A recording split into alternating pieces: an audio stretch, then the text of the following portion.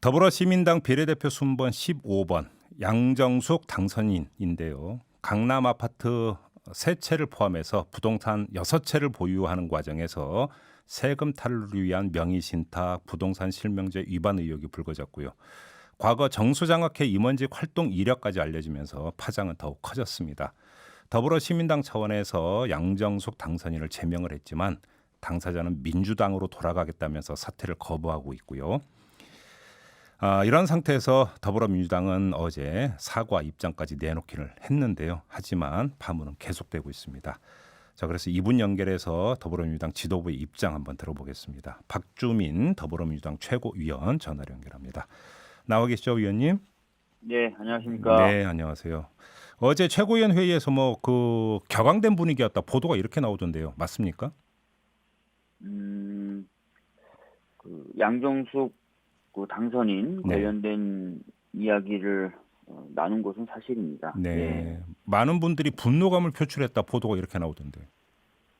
뭐 종합적인 분위기는 어떻게 이제 묘사를 하느냐 저도 좀 애매하긴 한데요. 예. 대부분의 분위기는 당황스럽다 이런 오히려 것으로 좀 표현할 수 있을 것 같은데요. 예. 알겠습니다. 아무튼 좀 그 문제가 심각하다 이렇게 보시는 거죠? 네, 전체적인 분위기는 그랬습니다. 예. 자, 가장 큰 문제가 어디에 있다고 보세요, 위원님은? 이미 저희들이 좀 사과를 예. 한 바도 있지만 예. 후보 초초에 검증이 좀 부실하지 않았나. 예. 그 당시 상황이 좀 굉장히 혼란스럽기도 했었고 또 네. 시간도 부족했고 예.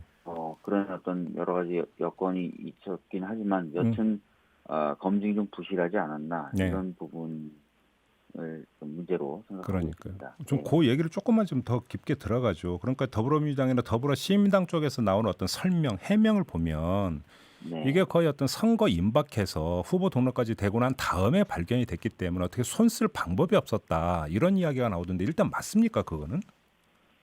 그러니까 저희들이 이제 1차 선면조사 네. 하고 예. 그다음에 당원 투표에서 이제 숫자를 줄이는 과정에서는 사실 발견하지 못했고요. 네.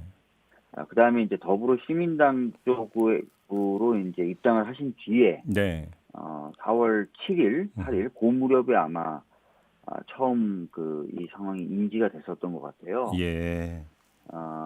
그래서 이제 그 부분에 대해서 이제 시민당 차원에서 여러 가지 고민이 있었고, 예.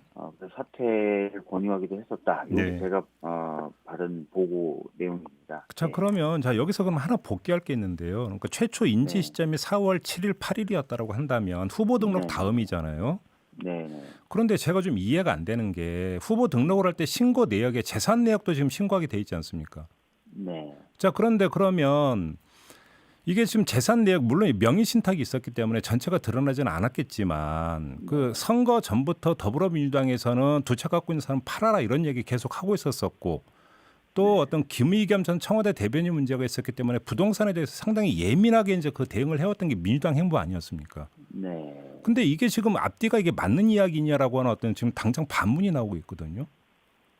그러니까 이제 이런 부분을 좀 들여다봤어야 되는 거였겠죠. 그러니까 그분이 제가 이제 얘기를 들어보니까 지금 처음 비례대표 후보가 되신 건 아니고 4년 전에도 또 2016년에 시도했다면서요. 예. 2016년에 비례대표 후보였던 것이죠. 예. 그래서 그 당시도 이제 자산이 그렇게 적지는 않으셨던 분이었던 것으로 그래서 그 당시 등록했던 재산하고 예. 4년 후에 이제 새로 등록한 재산이 이제 한 43억 정도 차이가 나게 된 거죠. 그렇죠. 예. 그래서 이렇게 일단 차이가 많이 벌어진 부분에 대해서 그 연유와 과정을 더 깊게 파고들어서 이제 살펴봤어야 됐는데 서면으로 냈던 그 소명 자료라든지 재산 보유 현황에만 놓고 봤을 때는 이제 그게 차명으로 보유하고 있었던 것을 본인의 명의로 회복했다든지 이런 게 다 드러나진 않지 않습니까? 그래서 단순히 이제 부동산 가격 상승 또는 상속 등등등의 이유로 보유 부동산의 숫자와 가치가 높아졌다. 네. 이렇게 저희들이 좀 가볍게 봤던 것 같아요. 그러니까요. 이제 그게 이제 좀 더 들여다보고 하다 보니까 이게 실제 그 소유자가 좀 다른 부분이라든지 이런 의혹들이 추가로 나왔던 거죠. 예. 근데 그 의원님 이거 하나만 여쭤볼게요. 그러니까 그 네. 지역구 공천 신청자에 대해서 후보자 적격성 심사위를 구성을 해서 이제 그 심사를 벌인 바가 있지 않습니까? 네. 비례 공천 그 신청자들에게는 이런 절차를 거치지 않았습니까?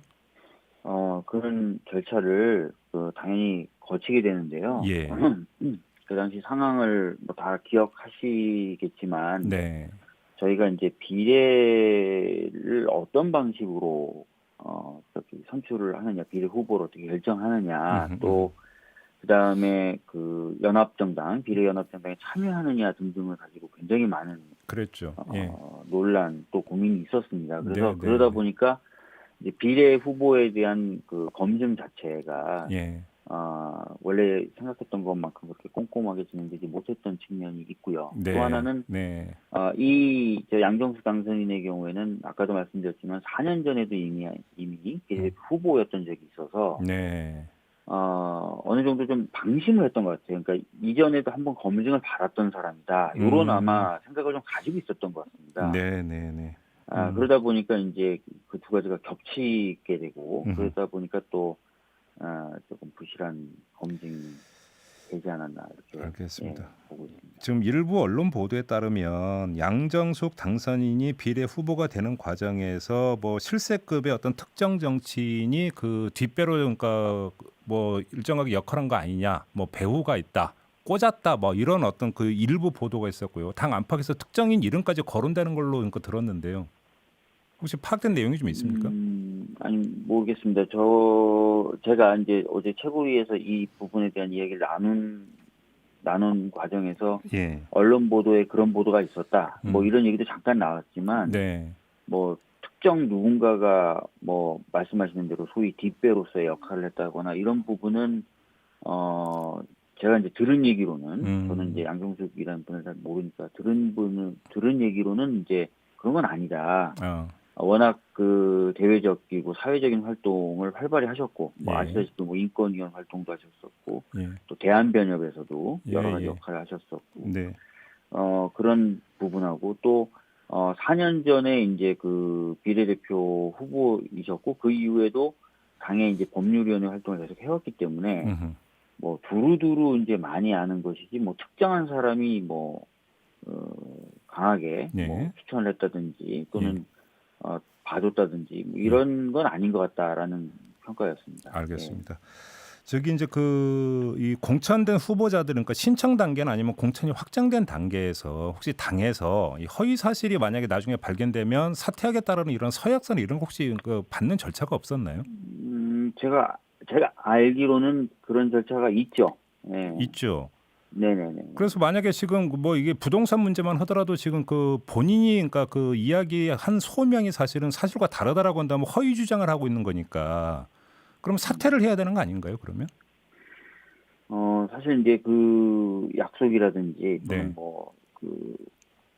어떻게 보면 좀 합리적인 판단을 한다면 이제 사퇴하는 것이 맞는데 네. 본인은 이제 사퇴할 의사가 아직까지는 없는 것으로 그렇게 알고 있습니다. 아직도 그리고 그렇습니까? 예. 그리고 지금 제기되고 있는 여러 의혹들은 자기가 충분히 이미 해명을 했고 네. 자기의 해명이 사실과 부합하다 이런 입장을 가지고 있는 것으로 알고 있습니다. 그래요. 이렇게 좀 한번 여쭤보겠습니다. 본인이 정말로 자진해서 사퇴를 하지 않는다라면 이제 의원직은 유지가 되는 거잖아요. 근데 이제 더불어민주당 같은 네. 경우는 사퇴를 해야 되는 거 아니냐라는 입장인 것으로 알고 있는데, 근데 문제는 네. 본인이 사퇴를 하지 않는다면 네. 결국은 사법 절차를 거칠 수밖에 없는데 지금 네. 그 본인이 그러니까 결국 선관위에 신고한 어떤 신고 내역에서 허위가 있을 수가 있기 때문에 공직선거법으로 그러니까 고발을 하게 되면 사법적 판단이 최대한 빨리 나올 수 있다 이런 지적도 있던데 어떻게 받아들이십니까? 네, 뭐 사실 그런 조치를 지금 하겠다는 게 더불어시민당의 입장인 것으로 알고 있습니다. 예. 다음 주 정도에 예. 사법적인 절차를 밟겠다. 예. 그래서 뭐 그런 절차를 뭐 밟는 거에 대해서 뭐 저희들이 뭐 반대하거나 그런 건 전혀 아니고요. 예, 아마 예. 뭐 밟게 될 건데 그래도 그래도 이제 아마 기존의 다른 사례들 봤을 때 그렇게 신속하게 결정이 나진 않았던 것으로 제가 알고 있습니다. 아, 그래요. 예. 예, 뭐 한 2, 3년은 걸렸던 것으로. 그러게요. 공직선거법 위반인 경우에도 그렇게 된다라는 네. 말씀. 일단 그러니까 이제 본인이 어떤가 그러면 입장을 좀 바꾸느냐 이게 좀 일단 그 현재로서는 이제 가장 중요한 관심사고 포인트다 이 점만 확인을 네. 하겠고요.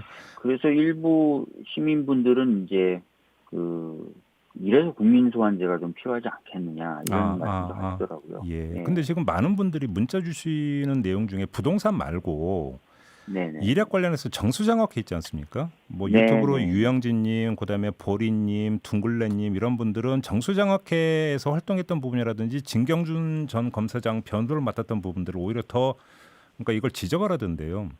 이거에 대해서 네. 본인은 뭐라고 하던가요, 그러저는? 뭐 그 부분에 대해서도 뭐 얘기는 들었습니다. 그러니까 그 진경준 전 검사장에 대한 결론에 대해서 해명을 했는데 사실과 부합하지 않는다라는 네. 부분하고 정수장학회 부회장인데 예. 역시 그 부분에 대한 해명도 사실과 부합하지 않는다는 얘기를 들었고요. 예.